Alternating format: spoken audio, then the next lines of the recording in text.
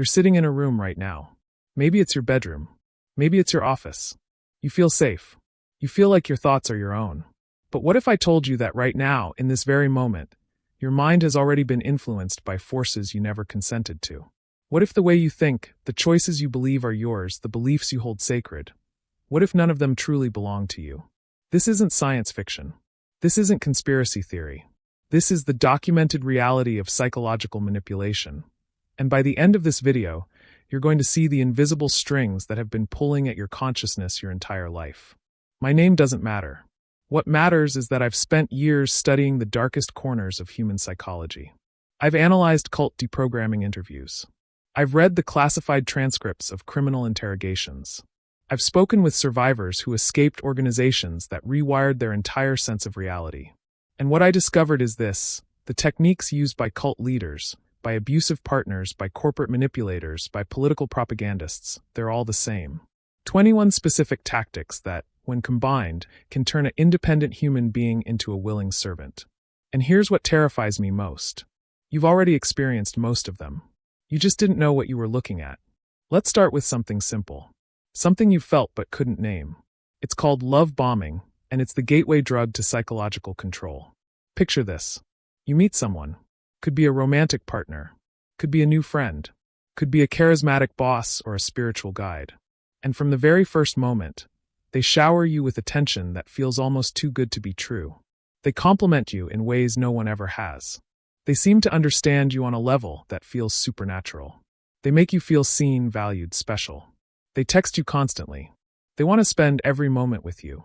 They tell you things like you're different from everyone else, or I've never connected with anyone like this, or you're exactly what I've been searching for my whole life.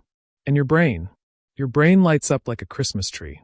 Because human beings are hardwired to crave connection. We're social animals. Validation triggers dopamine. Attention feels like love. And when someone floods you with both, your critical thinking starts to shut down. You stop asking questions like, why is this person so invested in me so quickly? You stop noticing red flags because you're drowning in green lights. This is intentional. Love bombing isn't affection. It's an investment. The manipulator is depositing emotional currency into your account because they know they're about to make massive withdrawals. They're building a tolerance in you. They're creating a baseline of intensity that will make normal, healthy relationships feel boring by comparison. And once you're addicted to their attention, once you've reorganized your life around their validation, that's when the withdrawal begins. But they don't take it all away at once. That would be too obvious. Instead, they introduce tactic number 2. Intermittent reinforcement. This is the psychological principle that makes gambling addictive. It's why slot machines are more addictive than predictable rewards. When you don't know whether you're going to get a jackpot or nothing, your brain becomes obsessed with pulling that lever. Manipulators understand this better than neuroscientists. After love bombing you, they start to become inconsistent. One day, they're warm and affectionate. The next day, they're cold and distant. They cancel plans without explanation. They ignore your messages for hours or days. Then suddenly, they're back with the intensity you remember, apologizing, explaining, making you feel special again. And what happens? You don't get angry. You get relieved. You feel grateful. You start to believe that maybe you did something wrong during the cold periods. Maybe you need to try harder. Maybe if you're better, more understanding, more patient, you'll get the good version of them all the time. This is where your autonomy starts to erode. You're no longer acting based on your own values. You're reacting to their unpredictable behavior. Your emotional state is now tied to their moods. You've become a mouse in a cage pressing a lever, hoping for the reward you once got consistently. And the cruelest part? The inconsistency makes the bond stronger. Studies show that intermittent reinforcement creates deeper attachment than consistent positive reinforcement.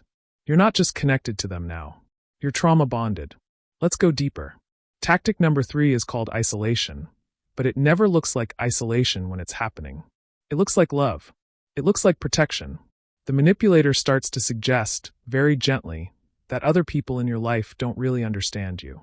Your friends, they're negative influences. Your family, they're holding you back. Your coworkers, they're jealous of what you have. And the manipulator, they're the only one who truly gets you. They start to create situations where spending time with others becomes difficult.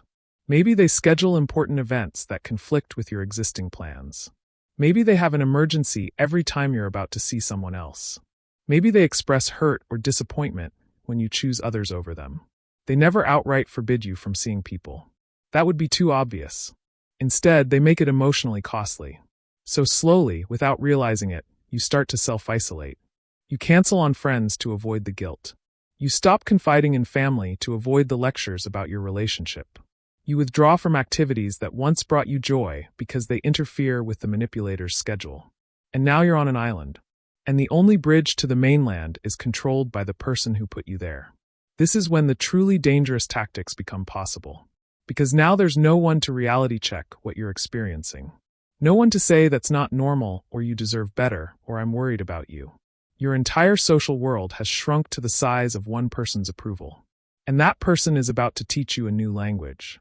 Tactic number 4 is called loaded language, and it's the reprogramming of your internal dictionary. Manipulators create special vocabularies that only exist within the relationship or group. They introduce phrases that sound profound, but are deliberately vague. Things like you're still operating from ego, or you need to surrender to the process, or that's fear-based thinking. These phrases accomplish something insidious. They create an in-group and an out-group. People who understand the language are enlightened. People who don't are asleep, unawakened, stuck in the matrix. And you desperately want to be in the in-group.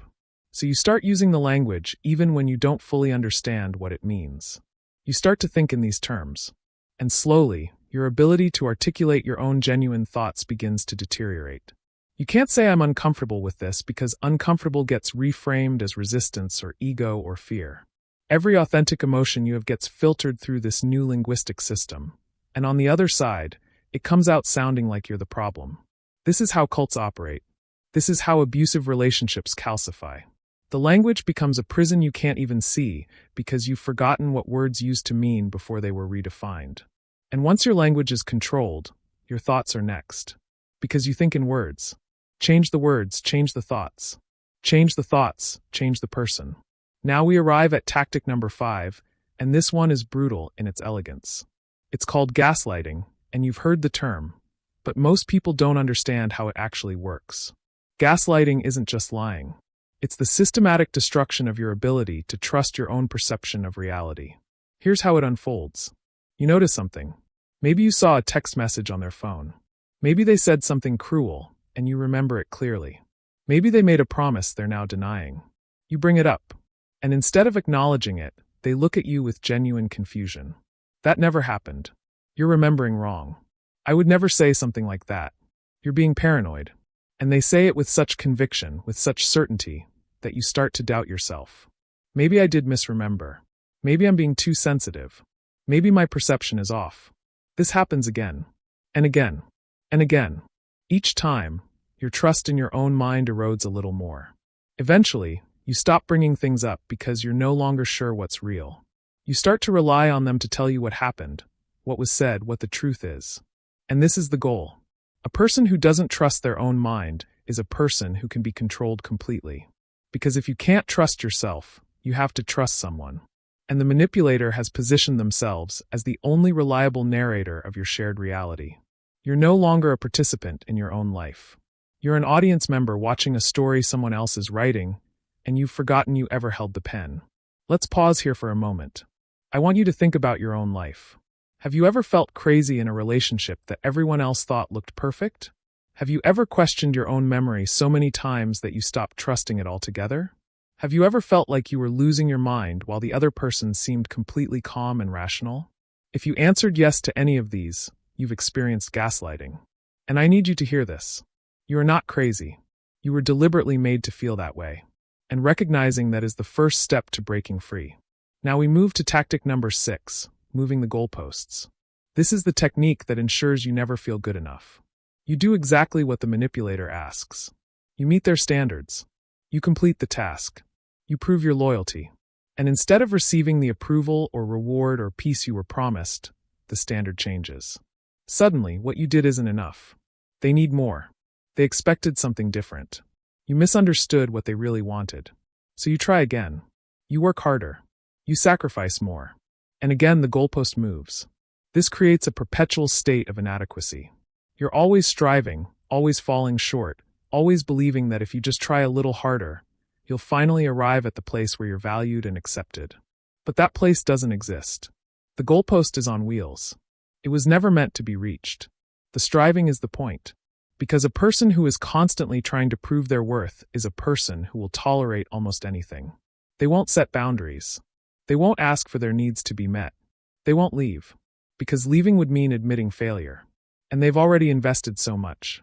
They're so close to finally being enough. Just one more attempt. Just one more sacrifice. Just one more chance. Years pass this way. Decades sometimes. And the person looking back at you from the mirror isn't someone you recognize anymore. Tactic number 7 is fear induction, and it operates on a primal level. Manipulators understand that a frightened brain is a compliant brain. So they introduce threats. Sometimes the threats are obvious. If you leave me, you'll never find anyone else. If you tell anyone about this, no one will believe you. If you don't do what I say, there will be consequences. But more often, the threats are subtle. They tell stories about terrible things that happened to people who didn't listen. They create an atmosphere of ambient danger where you feel constantly unsafe. They make you believe that the world outside the relationship or group is hostile, evil, dangerous. And they position themselves as your only protection. This is why cult members stay even when they're miserable. This is why abuse victims return to their abusers an average of 7 times. It's not because they're weak or stupid. It's because they've been conditioned to believe that leaving is more dangerous than staying. The fear becomes a cage that doesn't need locks. You're imprisoned by your own terror of what might happen if you step outside. And here's the sophisticated part. The manipulator doesn't need to maintain constant fear. Once it's installed, it runs automatically. You police yourself. You self-censor. You obey rules that were never explicitly stated because you're afraid of the punishment that might come if you don't. You've internalized the warden. Now let's talk about tactic number 8, information control. Knowledge is power, and manipulators know this better than anyone. They begin to control what information you have access to. They might discourage you from reading certain books or watching certain shows or visiting certain websites. They might tell you that outside sources are contaminated with lies, propaganda, negativity.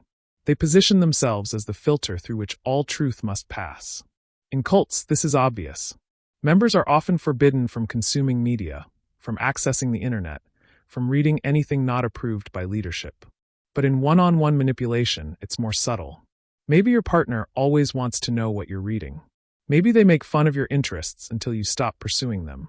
Maybe they become the sole source of information about topics that matter to you. And once they control your information, they control your worldview. You can only make decisions based on the information you have. If that information is filtered, curated, or fabricated, your decisions are no longer free. You think you're choosing, but you're only selecting from options that were pre-approved by someone else. This brings us to tactic number 9, and it's one of the most psychologically sophisticated: confession and sharing. Manipulators create environments where you feel compelled to share your deepest secrets, your worst fears, your most shameful moments. They do this by sharing their own vulnerabilities first. They tell you things they claim they've never told anyone else. They cry in front of you. They confess their past mistakes. And this creates a sense of intimacy and reciprocity. You feel honored that they trust you. You feel obligated to trust them back. So you open up. You tell them things you've never told anyone. And in that moment, you feel seen and accepted and free. But you've just handed them a loaded weapon. Because now they know exactly which buttons to push. They know your triggers. They know your weak spots. They know what shame lives in your basement. And eventually, when you try to leave or set boundaries or assert yourself, those confessions will be used against you. Not always as direct blackmail, though sometimes that too. More often, they'll be weaponized through subtle reminders. Remember when you told me about that thing you did? Remember how broken you were when I found you? Who else would accept you knowing what I know? Your vulnerability, which should have created intimacy, has instead created leverage. And now you're trapped by your own truth. Tactic number 10 is sleep deprivation. And before you think this only happens in extreme situations, think again. Manipulators understand that a tired mind is a suggestible mind. They create situations that disrupt your sleep. Maybe they start arguments late at night that go on for hours. Maybe they wake you up repeatedly to talk about the relationship. Maybe they have crises that require your attention at all hours.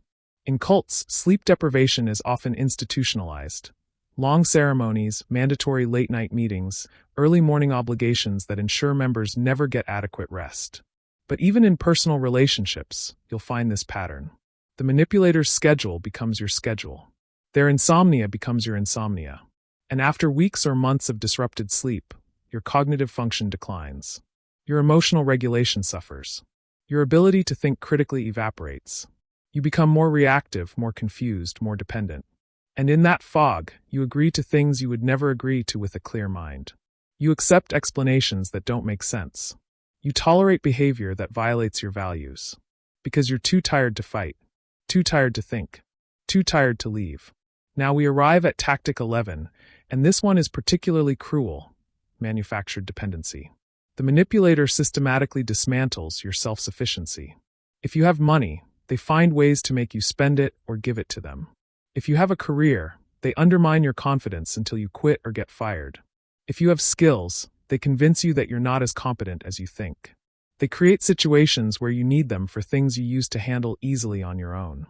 Maybe they insist on managing your finances because they're better with money. Maybe they drive you everywhere because they're worried about your safety. Maybe they handle all communication with the outside world because you're too anxious or too trusting or too naive. And at first, this might feel like care, like support, like love. But it's not. It's the deliberate cultivation of helplessness. Because a person who can't function without you is a person who can't leave you. They've made themselves indispensable. And now, even when you're miserable, even when you know something is deeply wrong, you can't imagine surviving without them. They've convinced you that you're incompetent, that you're fragile, that you need them. And the cruelest irony is that you didn't need them until they made you believe you did. Tactic 12 is called thought-stopping techniques, and it's the installation of mental viruses that prevent critical thinking. Manipulators teach you phrases or actions that immediately shut down questioning thoughts. In religious cults, this might be a prayer or mantra you're taught to repeat whenever you have doubts. In personal relationships, it might be a phrase like "that's just your trauma talking," or "you're overthinking again," or "you need to have more faith." These phrases act like mental stop signs. Whenever you start to question the relationship, the group, the beliefs, the behavior, you trigger the thought-stopping technique. You redirect your mind away from the dangerous question and back to compliance. Over time, you don't even need the manipulator to use these techniques on you. You use them on yourself. The moment a critical thought arises, you squash it automatically. You've become complicit in your own mental imprisonment. And this is when the manipulation becomes truly invisible. Because it's no longer something being done to you. It's something you're doing to yourself. Let's talk about tactic 13, us versus them mentality.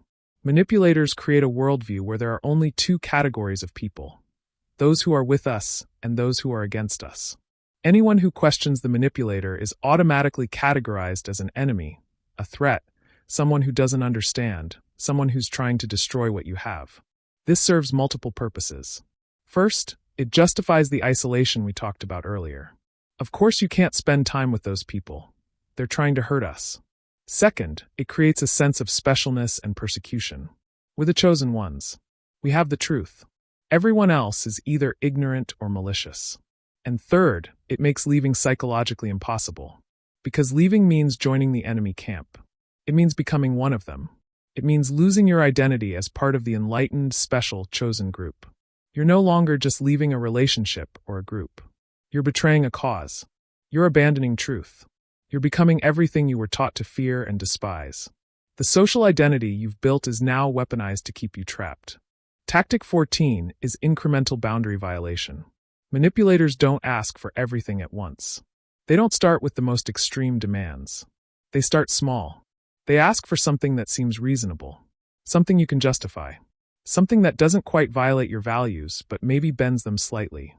You agree. And because you agreed, the next request is slightly bigger, slightly more unreasonable. But you've already agreed to the first thing, and this new thing isn't that much different, is it? So you agree again, and again, and again.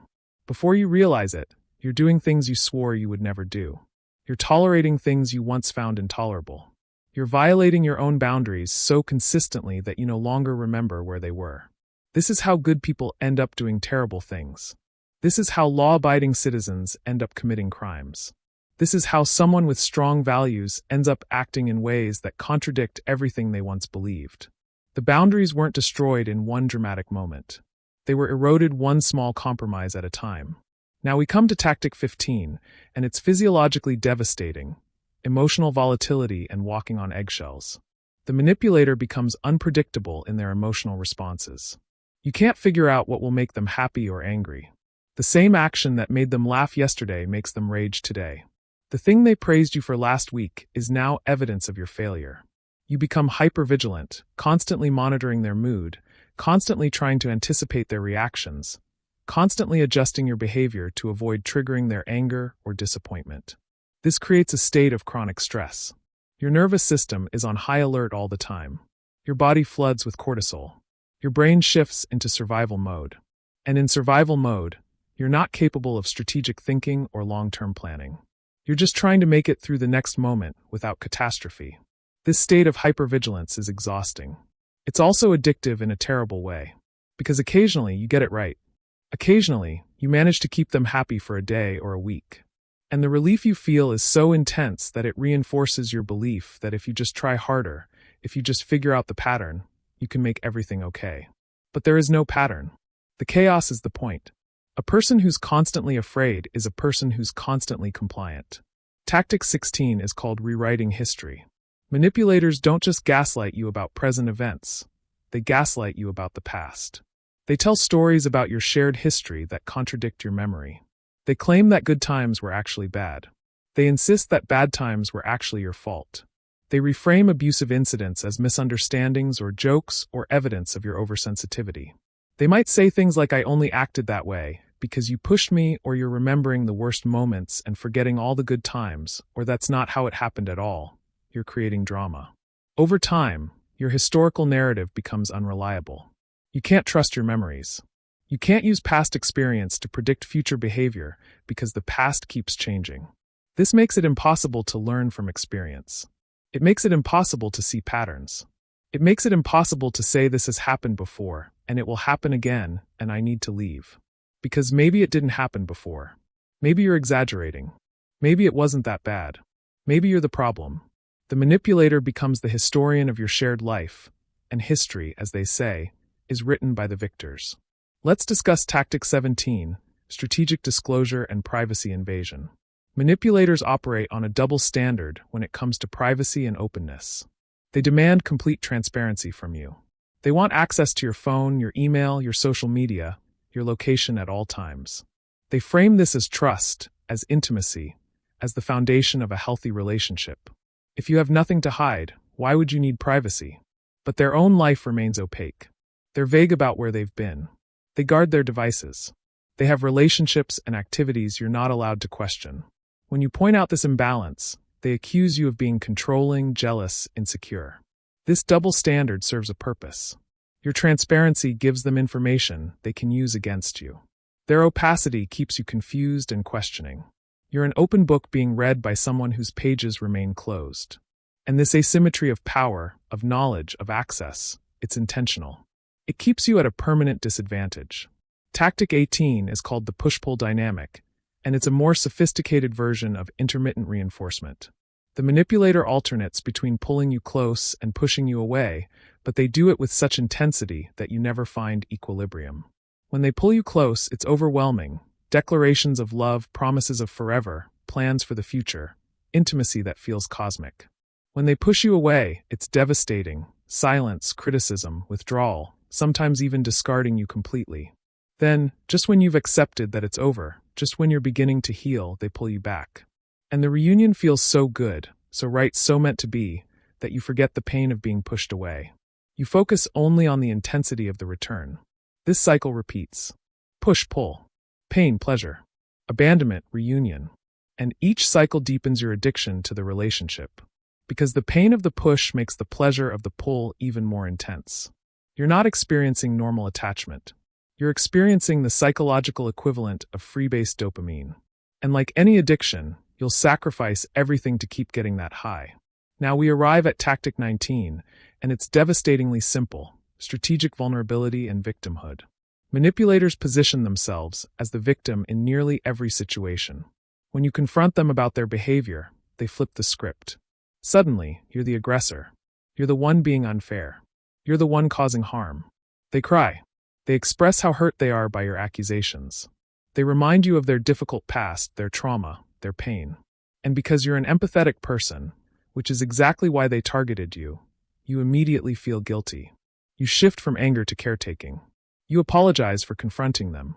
You comfort them for the harm they caused you. This is psychological judo. They use your own compassion as a weapon against you. And the more empathetic you are, the more effective this tactic becomes. You can't hold them accountable because doing so makes you the bad guy. You can't enforce boundaries because boundaries hurt them. You can't leave because leaving would destroy them.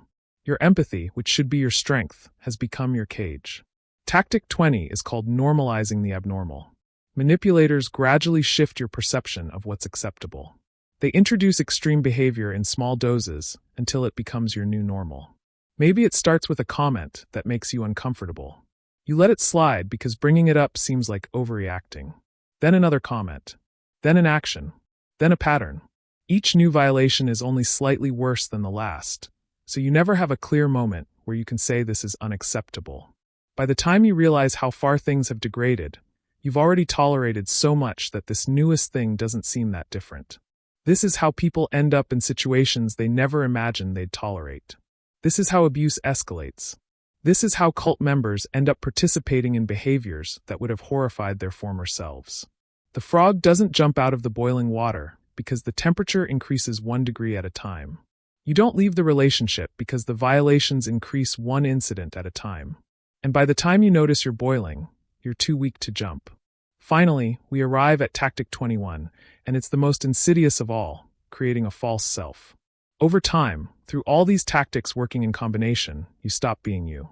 The manipulator has systematically deconstructed your identity and rebuilt you in a form that serves their needs. Your opinions are now their opinions. Your goals are now their goals. Your beliefs are now their beliefs. You speak in their language. You think in their frameworks. You see the world through their lens. And the terrifying part is that this new self feels real. It feels like growth, like enlightenment, like becoming your true self. The manipulator has convinced you that the person you were before meeting them was the false self, broken, lost, incomplete. And they've saved you by helping you become who you really are. But this new self isn't real. It's a construction designed to serve someone else's agenda. And underneath it, buried under years of manipulation, the real you still exists. Suffocating, screaming, waiting to be remembered. So now you know the 21 tactics. You've seen how they work. You've recognized them in your past or present. And here's what you need to understand. If you've experienced these things, you're not weak. You're not stupid. You're not broken. You're human. These tactics work because they exploit fundamental aspects of human psychology. Our need for connection, our capacity for trust, our desire to be good people. Manipulators are predators who've studied their prey. They know exactly which psychological buttons to push because they've spent their lives learning. But now you know too. And knowledge is the beginning of power. If you're currently in a relationship or situation where you recognize these tactics, hear me clearly. It will not get better. Manipulators don't change through love or patience or perfect behavior on your part. You cannot heal them. You cannot fix them. You cannot love them into being different. The only solution is distance. Create space. Reconnect with people who knew you before. Start trusting your own perceptions again, even when they contradict what you've been told. Keep a journal that only you can access. Document things as they happen so you can't be gaslit about them later. Find a therapist who specializes in trauma and manipulation. And most importantly, start planning your exit. Not someday. Now. Because every day you stay, the tactics work deeper. Every day you stay, it becomes harder to remember who you are without them. And if you're listening to this because you want to protect yourself from future manipulation, remember this. The best defense is self-knowledge. Know your values and refuse to compromise them incrementally. Know your boundaries and enforce them immediately when they're tested. Trust your discomfort. When something feels wrong, it is wrong, regardless of how reasonable the other person's explanation sounds. Maintain your connections. Manipulators isolate. Counter that by staying connected to people who knew you before and care about you independent of any relationship. And watch for love bombing. When someone comes on too strong, too fast, too intense, that's not love. That's hunting. The human mind is the most powerful and most fragile thing in existence. It can survive unimaginable trauma. It can also be bent, shaped, and broken by someone who knows which pressure points to apply. These 21 tactics are not abstract theory. They're the blueprint that's been used for millennia to control human behavior. Cult leaders use them. Abusive partners use them. Authoritarian governments use them. Corporations use them. They work. And they work on everyone. No one is immune. But everyone can learn to recognize them. And recognition is the antidote. So pay attention. Trust yourself. Remember who you are. And never, ever let anyone convince you that your perception of reality is less valid than theirs. Because the moment you surrender your mind to someone else, you've lost the only thing that truly belongs to you. Your thoughts. Your truth. Yourself. Guard them like the treasures they are. Because someone out there is waiting to steal them. And now you'll see them coming. Retry Claude can make mistakes. Please double-check responses.